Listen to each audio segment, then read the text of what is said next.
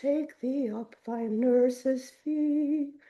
And it shall come to pass on a summer's day, when the sun shines bright on every stain, I'll come and fetch my little wee son, and teach him how to swim the Fane.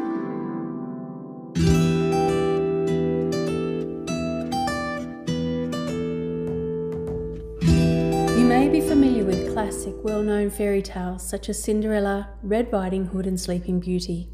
However, stories like The Goose Girl, Personette or The Good Woman and so many more may be less commonly recognised. The collection of fairy tales prominent in our culture is largely influenced by media such as Disney, yet there exists a wealth of remarkable tales beyond this mainstream selection. In this podcast, we will examine some of these lesser-known narratives, including folk tales, fairy tales and myths, and highlight individuals who are dedicated to preserving and interpreting their unique qualities and enchantment. This is the Lost and Forgotten Fairy Tales podcast. My name is Alyssa Curtain, and I would love for you to join me on this grand adventure into what is one of the most magical areas of literature, fairy tales.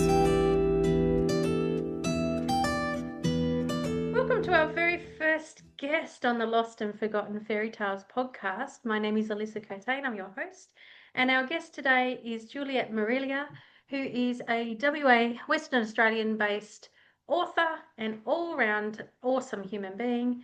Welcome to the podcast, Juliet. Thank you very much for having me. I feel honoured to be on the first one of the series. Well, I've lost you. You're an easy pick because for those who don't know, in the Australian Fairy Tale Society, we have rings where people meet, and Juliet is quite often a guest at our rings and has lots of wise, wonderful things to say in our Perth meetings about fairy tales. So, Juliet, what's your earliest memory of fairy tales? Definitely would be right back to when I was very, very small, and my mother would tell me stories, and they weren't all fairy tales, but there were certainly many fairy tales amongst those, probably, carefully chosen to suit a 4-year-old or whatever I was at the time. And she sometimes made stories up as well. So I think I was quite privileged to have a mum that could be bothered doing that. And that I think had a very lasting impression on me. Shortly after that, I learned to read quite early. And so fairy tales were certainly also one of my earliest memories of reading. Yeah, well, so having a mum who made up stories must have been an absolute joy. Did you get to co-create it when you were a child? I don't remember whether I co-created. I just remember, I think this is something I may have mentioned in another online interview, but, mostly they were very benign and suitable. And I can remember clearly that she invented a story about the Boxodox, who was a creature that was composed of cardboard boxes, but he, moved around and spoke and so forth with the other characters. And one day he sat too close to the fire and he started to singe and smoke started to rise. And I found that so terrifying, and it had a happy ending, of course. But yeah, very scary. So I think she was a bit cautious after that of what she put into the stories. Yeah. Absolutely. And do you remember the first fairy tale that you went, oh, I love that. It's, it took a place into your heart? Probably, I mean, I'd like to say it was the Six Swans, but I think it probably had to be something earlier than that for the very first one. I did like sort of happy endings and romance and fairies and all those escapist things. So probably something fairly obvious like Sleeping Beauty or, one of those. Possibly the 12 Dancing Princesses. Yeah. Yes. Yeah. Well, And we've got possibly Sorry, you go. No, you go on.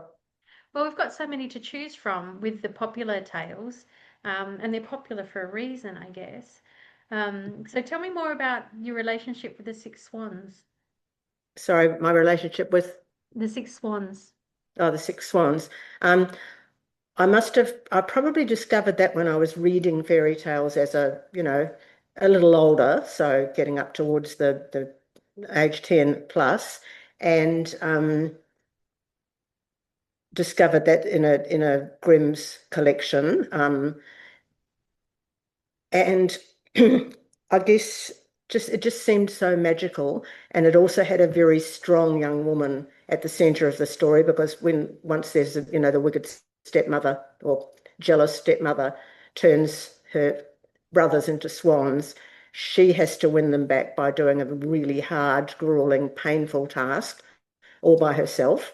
And I liked the way that worked out. I mean, sure, she does eventually have a handsome man who's a prince in the story to help her out a bit, protect her. But I think it was her strength and also the sort of magic images that come to mind when you think about the swans on the lake, and the swans perhaps they're sort of watching over her while she completes that task of making them shirts out of something very, very prickly, a little bit like nettles, and then managing to put them all on the swans at the same time so that they could transform. Yeah. So it's got a lot of drama, and it's got romance as well, and it's got heaps and heaps of magic. So That is actually my one of my favorites was Snow White and Rose Red, and Six Swans would be in my top three childhood favorite, and yeah, Rumpelstiltskin was the other one. It's only because he got in trouble because he the bad guy got his thing, but as an adult he's not the bad guy. He gave her favors and things. So yeah, but the Six Swans is just such a for me it's a really liminal story. It's a story that's neither here nor there. It's in this sort of dream yes, space.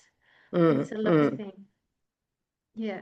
yeah, and And particularly I do love the fact that she saves them, and at the end, she while she's sort of standing at the stake ready to be burned and the torches going in, she actually saves the last of the brothers at that moment, and then gets reprieved. Different in my novelized version of I changed that a bit, but she survives and saves all her brothers in the original story.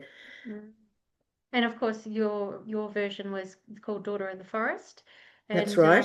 yeah, and so tell, for those who haven't read or heard of Daughter of the Forest, can you give us a quick summary? Yeah, I even was very well prepared and had copies of the relevant fairy tale books here. So there's that Wow. a very nice special edition. So I'm trying to do left and That's right right, a fairly. beautiful white swan with feathers. Oh, It, and you know it's how nice, isn't it? yeah, where the babies go with the Yeah. swans. Yeah, There's lovely. there's no full set of that particular type of cover. It was a special one from Waterston's in the UK. So, special to, I must have celebrated X number of years since it first came out. Well, in my story, it does follow that basic pattern. With the mother dies. There's the five brothers and a littlest child who's the sister. They're all sort of grown up, and the father remarries, and the stepmother is jealous of the fact that he still loves his children and pays attention to them. So she casts a spell that turns all the brothers into swans, and then puts like sort of the doom on the little sister, who's at that stage in my story. She's in her in her teens, early teens, and yeah, she has to make these shirts, put them on the brothers, and in fact, the curse is there, and it's not her, it's somebody else. It's sorry about that. Yes, a fairy woman who comes when in my story, the siblings are at a special tree that was planted that's particular in memory of their mother. Then, and they go there, excuse me, and basically ask for help. And later on, the daughter, the girl, meets a woman who's clearly a fairy woman, and she says, "It's not all lost. Your brothers aren't swans forever. You've got to do this." And then she spells out that very difficult task that the girl has to complete, and she manages to do so over a long, weary period while the brothers don't transform back. I think I allowed them to come back on certain days to see her, but not very often at all, and she had to complete the task. Yeah, And your story, and the couple that I've read, you transplant the fairy tale into a different setting. What was the driving force behind that idea of putting the fairy tale in a completely different setting? With this particular one, it's a Germanic fairy tale. I think really that at that stage, I was reading, I was really captivated by Celtic stories and at that stage, Irish stories in particular. There are a lot of Irish fairy tales or mythology that have swan imagery in them. And I think when I thought I'm going to write a novel based around that fairy tale, that Ireland would be a perfect setting. It's got the beautiful lakes, it's got the forest, or had the forest back then anyway, um, before it started to get felled for timber. And it was an ideal setting for the story, and she would be able to live on her own in that sort of setting if she was Mm. resourceful. In fact, I think I've got um, a Christian hermit in my novel who helps her out, something at his own cost, but rather than her living in the forest on her own, very vulnerable. Yeah, so I did transplant it to a different setting, and I have done that with certain other fairy tales that I've used. So um, as long as the setting seems appropriate.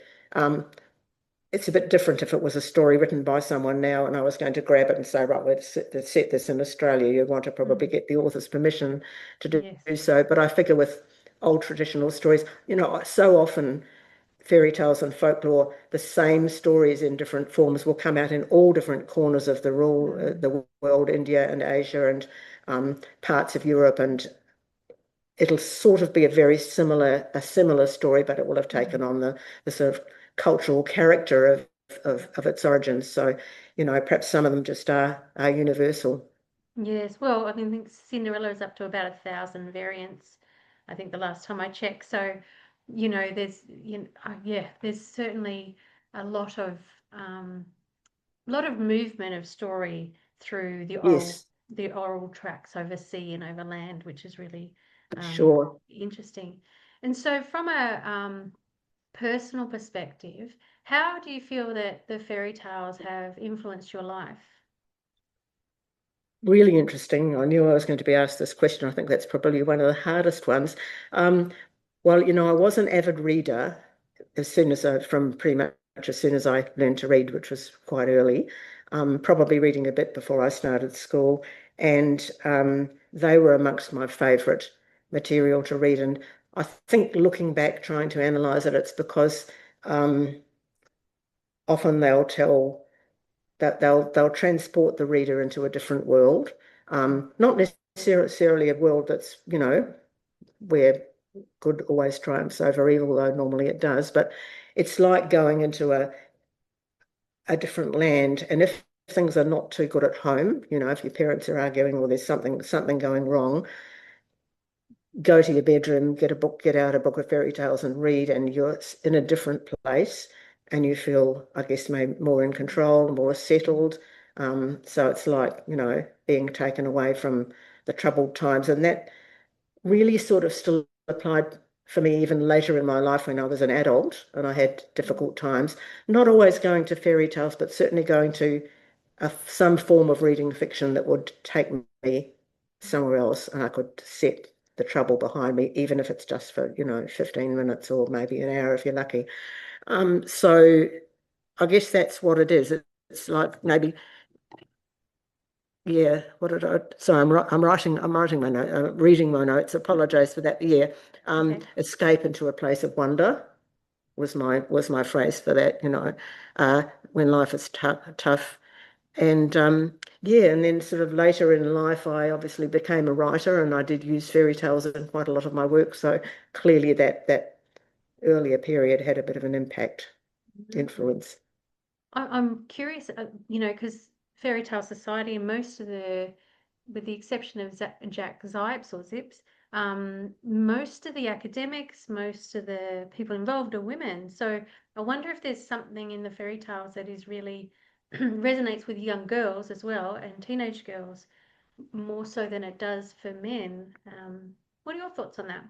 It's tricky, isn't it? Because you do wonder if sometimes boys don't read fairy tales, or perhaps they do, and perhaps they love them, but perhaps they feel that they shouldn't speak up about it because it's not considered to be manly or something. Yes. I don't know. That's just a Yeah. wild theory. Mm. Yeah, well, maybe. I guess if you read a lot of different fairy tales, I mean, there are certainly plenty of fairy tales where the woman doesn't have any agency, let's face it. But there are also plenty where the woman is brave and speaks up and has her adventure and solves problems and so forth. And I guess there's that speaks to women. And perhaps, I don't know, I mean, I'm thinking about the time when I was growing up, which was 1950s, 1960s. So initially, before the time of women's liberation, when women were expected to, stop work when they married and had kids and do the housework and so forth, that they gave the female characters a degree of freedom that we didn't see in our everyday lives, and then gradually things changed. Thank heavens for that. But Yes. so maybe men think that fairy tales are not for them. Yeah, well, I have interviewed a few people on my other podcast, and a lot of the men are really into the myth. So the myth Yes, speaks to them in a different way than fairy tales do. So it's an yeah. interesting thread of thought that have just popped into my head as we were speaking. So something for another day for me to Yes, good. Yes, read. there's certainly a lot of heroic males in mythology that, Yes, yes, they perhaps can be. fewer in the fairy tales. Yes, Yeah, and the Joseph Campbell's work, it was a very masculine perspective as well, with the hero's journey, and a lot of the stories today are now built around the hero's journey, which is an interesting yeah, shift, whereas fairy tales were a bit more less hero's journey, I guess. Yeah, less yes, with I that think I traditional think so. arc. Yeah, absolutely. So is there a fairy tale or folk tale that you really love that most people wouldn't have heard about, or a bit of an obscure one? Yes, there is. I don't know how obscure it is, but there's a ballad, which is a fairy tale ballad. It's called The Great Selkie of Salisbury, and it's Scottish. Well, it comes from Orkney, which is, for those who don't know, Orkney off the north coast of Scotland.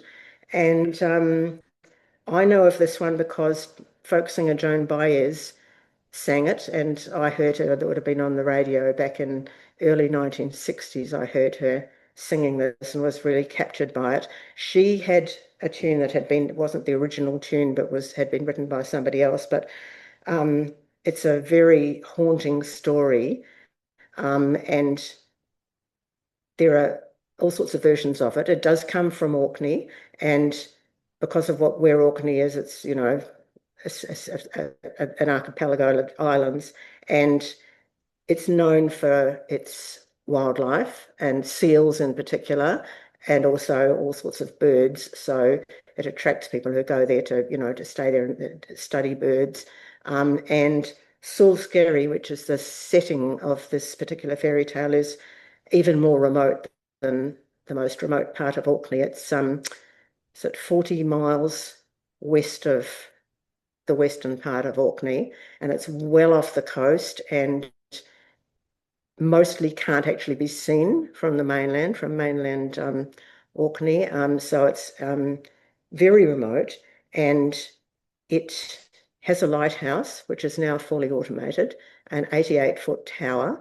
That's the one building on the island, but it's a skerry, which is a rocky outcrop, basically. It's quite high and has a little bit of sort of mossy stuff growing on it, but it's very barren and lots of seals there. And it's interesting, the history of it, that when the lighthouse was first built, it's the tallest lighthouse in the United Kingdom anywhere too. That was before radio was a thing. And so it was very, very, and there were lighthouse keepers living there because it wasn't fully automated the way it is now. And it was really hard to keep in touch with the lighthouse keepers because, you couldn't send messenger pigeons because they'd just get blown off course. And it must have been a very, very lonely life for the people that lived out there. Yeah, so a good place for a story about a silky or a seal, or someone whose part exchanges its form between seal and human, and several different versions of this song with slightly different lyrics. So it's a wee bit hard to work out exactly how what happened did happen. I've been thinking about it a lot. I guess you can choose whichever version suits you. And because I learned this as a song, I mean, I was very keen on folk music even back when I was very young, and loved the version by Joan Baez, but there are a lot of performances of it that you can look up and listen to. So the story is about a young woman who lives in Orkney, and how she has a child, and we won't think about yet about how she becomes pregnant. She's a young single woman, and she has this baby boy who she has to look after, and she doesn't know. She's in the song. She just says she doesn't know who his father is, far less the place that he dwells in, and he comes back eventually, and he's a man. He comes as a man. He comes to her bedside, and a grumly guest, I guess, he. And the word grumly is often translated as grumbly, but it actually means slightly uncanny, slightly nervy. But there he was, and he says, "I'm your child's father, and here's a purse of gold, and thank you very much. You're going to look after him for 7 years, and then I'll come back and I'll take him away and teach him how to swim the fame, swim the foam, and he's going to go and be a little Selkie with his father." Big question in the story about whether she's the biological mother or whether she's some random woman that he's chosen to look after his child. And depending on which version of the lyrics you read, it's one or it's the other. So, and I don't think I'll tell the story, but I thought I might try and sing a little bit of it. And if it's horrible, I apologise in advance, but it's much better sung. And note that we've got some Scottish words, Scottish pronunciations. So, thy bairn, thy baby, and teach him how to swim the fame is to swim the foam. And there's also a stone, and I think that's probably all. Okay. So is that all right? Absolutely all right. Okay, I'll see how I go.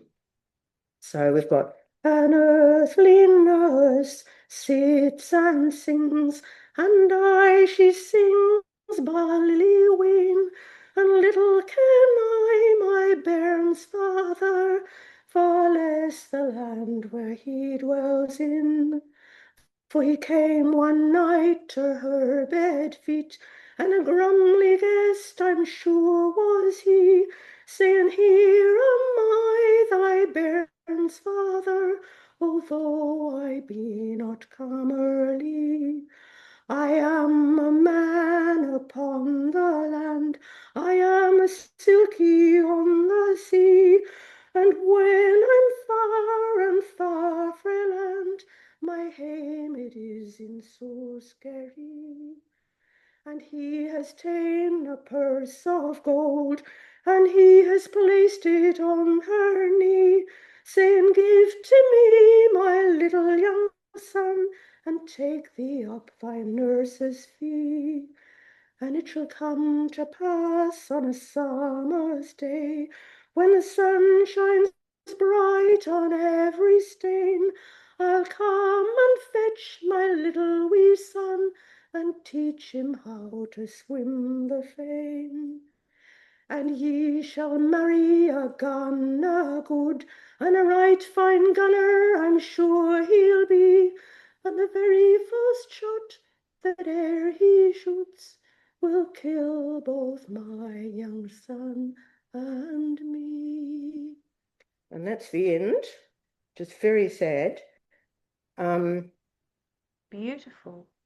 Yeah, it's a lovely song. The question is, say, is it his child or is it her biological child? Because he does say, look after him. In one of the versions, it says, "You've got to look after the baby for 7 years, and then I'll come back," which would be a more appropriate age to be taking a kid down to the sea and teaching him how to swim in the waves, I think so. But 7 years seems a long time to be. The word nurse is used, and I tend to think of that as meaning breastfeeding a child, but obviously it's just, look after him. And she, in one version of it, seems not sure about whether it's his biological son or not. So we might assume perhaps that there was a fling between the young woman and some very handsome looking man who was walking along the beach one day. And or we might assume that he just chose her as a foster mother. But I read somewhere, and there's a lot of commentary about it, that it might be a piece of folklore that could be used to justify a couple, having sex outside marriage. Something that folklore often seems to might be used to justify something that otherwise would be socially unacceptable. So there might be a bit of that in it. Yeah. Oh, and the other thing with that is, the surprise, terrible ending that, she marries someone who eventually shoots, or in another version, harpoons both the Selkie and his little Selkie son, is that a Selkie apparently can only come to shore once every 7 years. That's in one version. So that was his, he came and he left his child with her in one way or another. And it was going to be 7 years before he could come back. So she had to have the kid for 7 years, and then he'd come and take him away. And the other thing in various versions of it is that Selkies are able to prophesy the future. And so that's how he knows that eventually both he and his son are going to be killed by the man she marries, which is pretty awful. It's difficult for her to have to live with. And, us in our modern day setting, there's heaps of questions that come up about why didn't he do X, Y, and Z? Why didn't she move away somewhere else, away from the coast, so that this couldn't happen? But I guess a prophecy is a prophecy, so it's going to happen, whether you like it or not. Yeah, very sad story. Another one, it ends with after she hears that that's going to happen, it says her sad heart did break in three. This is because it does it's prophesied, and then it happens in the last verse of the song. So I thought perhaps her heart broke in three, partly for herself, partly for her Selkie, and partly obviously for her son, the little wee son. Very sad. I love this intersection of folk song and folk tale, fairy tale. I love this intersection. I think Tamlin is a ballad as well, the Tale of Tamlin. So there's this beautiful, and even like I'm thinking, the ancient Greek, or I can't even remember now. There were songs. There There were were songs songs, sung that's that right. became Yes, yes. stories. I mean, the Odyssey is in rhyme. It's a song, so there's this beautiful Yes, interplay chanting, between singing. music Yes, and yes, music it's and a good story, interplay. and yeah, absolutely. And so did that. The Selkies. I love that story is the Selkie's not a woman. So it's flipped. Yes, I love yes, that it's it's not because that. so many of the fairy tales are about beautiful Selkie women, and Yeah, the sailors who entice them and then steal their sealskins so that they yeah, can't go back to the water. So there's stories like that from Orkney as well. I did a bit of sort of research around, and yes, a really good one where it's one of the daughters of the Selkie woman who happens to know where the sealskin is, but has not thought of mentioning it, and she finds her mother sort of hunting around the house looking for something, and asks, "What are you looking for?"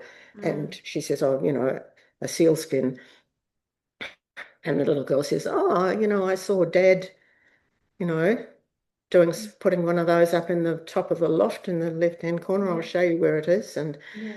does so. And then, of course, Mum leaves, which is very sad. But I suppose the children of a Selkie and a human woman aren't necessarily Selkies. That's another whole question, isn't it? It is. Mm. I'm also interested in the seven. So going for 7 years, like the convicts were sent to Australia for 7 years. A lot of them were Scottish, including my ancestors, probably yours. So there's Yes, this the idea of going away for 7 years, is quite an interesting one, and seven children, and the seventh son, like the number yes, seven in the yes. fairy tales is a common number that pops up all the time. One of those special numbers. Yes, seven. also 3 and 9, but 7 seems to be the one that, well, three and 7, I think, three Yeah. bears, three dwarfs, etc. And Yes. yeah. Yeah. And so I have a feeling you've written a Selkie story. I've read one, I'm sure. You had Wolfskin, and what was the other one? Oh, there's wolfskin and fox mask. Not, yeah, it's got I've written something with a sea monster in it, certainly, Yes. but and there's a lot of sea, but not a selkie, but there No. are some very good ones. And I was just thinking, because I've just read um this novella, Oh, Selkie Selkie Moon Moon. by Kelly Yes. Jarvis, which Yes. is a lovely Selkie story, sort of starts off like a traditional Selkie story. It's set in Orkney, and I even got a credit there for helping her with her Orkney research, which I was happy with. But she finishes it in a different way, and I think she just finished it really well, very Yeah. convincingly. Um, and there's also not Selkie so much, but thinking about fairy tales that are based around water and so forth. There's the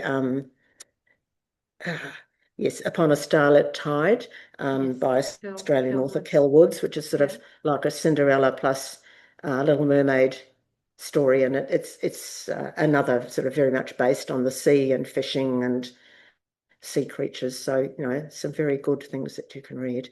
Yes. Well, see, I've got a storytelling show actually because one of my relatives was a lighthouse keeper, and when you mentioned that, and he was on Macquarie Island, which Ah, is yes, in the middle of the Great Southern Ocean, yes, and yeah, so I've got a story that weaves his biography with a folktale from Scotland, a Duncan Williamson story. So it, it, I'm so glad that we've talked about Selkies on the very first episode because it's a really important part of my life. But also, yes, I think yes, Selkies, there's something about the Selkie tales which really resonate deeply with a lot of us.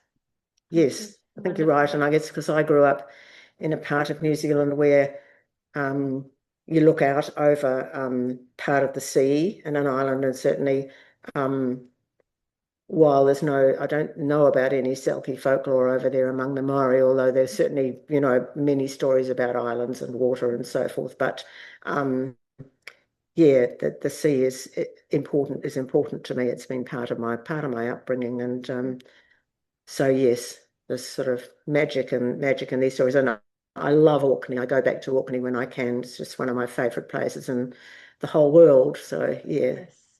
I've heard it's wonderful and I look forward to going at some point. yes. Um, so what do you think we can learn from the Selkie tales today or that particular tale? What gift does it bring to the world? Interesting. I suppose that,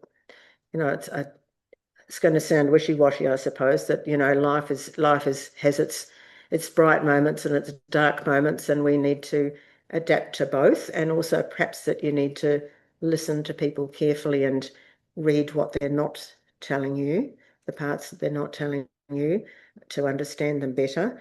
And there's always a sort of understand your environment, understand the balance of nature, um, how humankind can relate to the animal kingdom and the natural world, and just that there's an innate magic in the places where we live that we need to take notice of, take account of, probably protect. I'm getting back to my environmental theme again. I seem to be unable to escape saying something about that, but look after the natural world.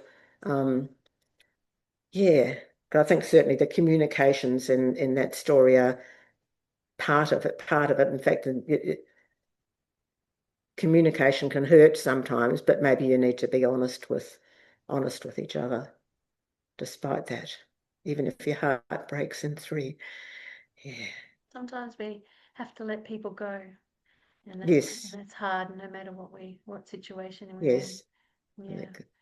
So moving forward, I know the 12 Dancing Princesses and Yes. the and Six Swans. I haven't, sorry, I haven't read And a the lot other of the other one is Heart's Blood, Heart's which Blood. is a Beauty and the Beast.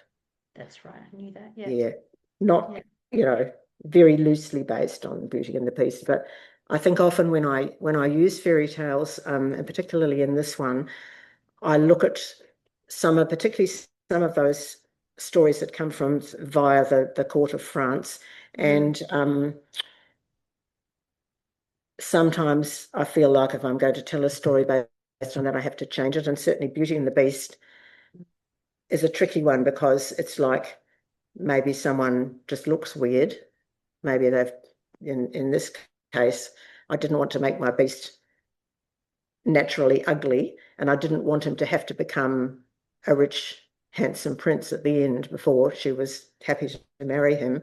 And so my central male character is someone who's had a stroke in his childhood as a teenager, which can happen. And so one side of his face is, you know, looks different, and people not understanding that think he's strange, and as a result, he's isolated himself. And so his journey is not to sort of we flick a magic wand and he becomes this handsome prince. He still looks like that at the end of the book, but it's all about building self-confidence, and her role when she goes to work in his household as a scribe for various personal reasons is to help him accept himself as someone who can be a leader, because he's someone that is in a position of leadership, but his community doesn't trust him because he looks weird. So I thought it was a good opportunity to investigate that. And as I say, I don't think one should have to be rich and handsome or beautiful in order to be the hero or heroine of one's own story. Yeah. No, absolutely not. And so I know that last time I spoke to you, said the duology you've just published might be your last book. Is that still the case? Still at the stage of having not quite made up my mind about that. Yeah, I've been going through a bit of an emotional roller coaster, because deciding to finish after so many years is difficult. I am feeling a bit tired, but I don't know the answer. I'm still trying to work that out for myself. And I suppose what I should do then is flash the excuse me, brand new copy, because I didn't have a copy of the second book, although it's been out for a week or two. So this is the second book of my Heartwood duology, not based on a fairy tale, The Hidden Way. And I had a lovely time writing those, and an interesting time working with a small publisher, New Dawn, here in Perth, rather than the large publishing houses I have worked with before. Different experience, very good, lots of sort of camaraderie, getting to know all the other authors, doing things together, and having lots of personal support, which I really appreciated. So yeah, so the answer is undecided as to what my Maybe doing there's is. a Selkie story in you. Maybe a Selkie story from somewhere. Oh, who knows? Who knows? Yes. Who knows? Well, thank you, Juliet. This has been a wonderful chat. I've really enjoyed it, and sharing this time and hearing the story, the ballad, and yeah, it's just been wonderful. It's really inspired me to think about things a bit differently. So, where can people find you if they want to find your books and your work?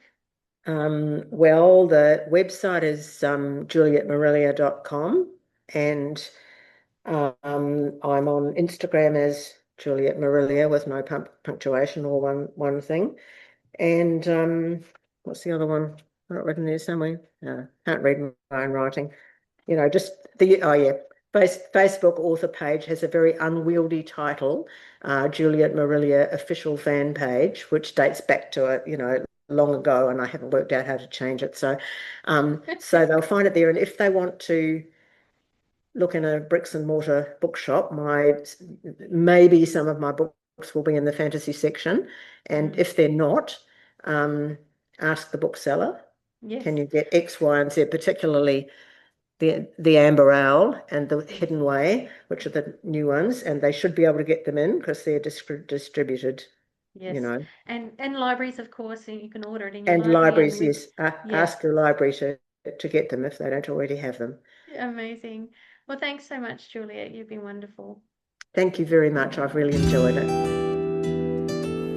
Thank you for listening to this first interview with Juliet Marillier. If you've enjoyed this podcast and would like to continue following, please feel free to like, subscribe, share, do all the usual things, and feel free to recommend to me someone who works with fairy tale in any possible way. Could be art, could be theatre, could be writing, could be academic spaces, could be just about anything. So feel free to share new people that we can talk to and find out more about the work that they do. Thanks for listening.